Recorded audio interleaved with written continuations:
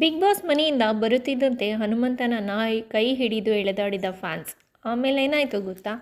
Kannada big boss ಮನೆಗೆ ಪ್ರೇಕ್ಷಕ ಪ್ರಭುಗಳು ಎಂಟ್ರಿ ಕೊಟ್ಟಿದ್ದಾರೆ. ಅಲ್ಲದೆ ತಮ್ಮ ನೆಚ್ಚಿನ ಸ್ಪರ್ಧೆಯನ್ನು ನೋಡಲು ಫುಲ್ ಖುಷಿಯಾಗಿದ್ದಾರೆ. ಅದರಲ್ಲೂ ಹಳ್ಳಿ ಹೈದ ಗಾಯಕ ಹನುಮಂತನನ್ನು ನೋಡುತ್ತಿದ್ದಂತೆ ಜೈಕಾರ ಹಾಕಿದ್ದಾರೆ.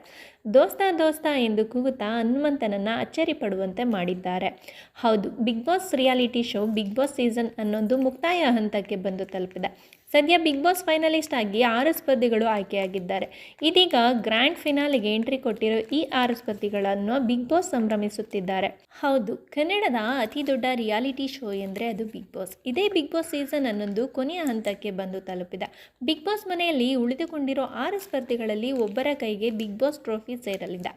ಬಿಗ್ ಬಾಸ್ ಟ್ರೋಫಿಯನ್ನು ತಮ್ಮದಾಗಿಸಿಕೊಳ್ಳಲು ಆ ಒಬ್ಬ ಸ್ಪರ್ಧಿ ಯಾರು ಅಂತ ಭಾನುವಾರದ ಎಪಿಸೋಡ್ನಲ್ಲಿ ತಿಳಿದು ಬರಲಿದೆ.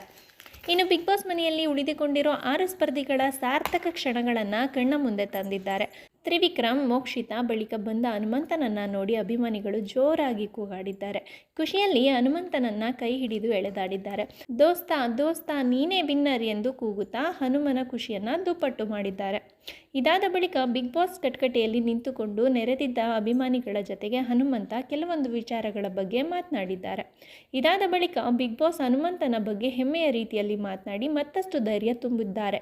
ಇನ್ನೆರಡು ದಿನಗಳಲ್ಲಿ ಬಿಗ್ ಬಾಸ್ ಗ್ರ್ಯಾಂಡ್ ಫಿನಾಲೆ ಇರಲಿದೆ. ಬಿಗ್ ಬಾಸ್ ಸೀಸನ್ 11ರ ಟ್ರೋಫಿ ಯಾರ ಕೈಗೆ ಸೇರಲಿದೆ ಎಂದು ಭಾನುವಾರದ ಸಂಚಿಕೆಯಲ್ಲಿ ತಿಳಿದು ಬರಲಿದೆ.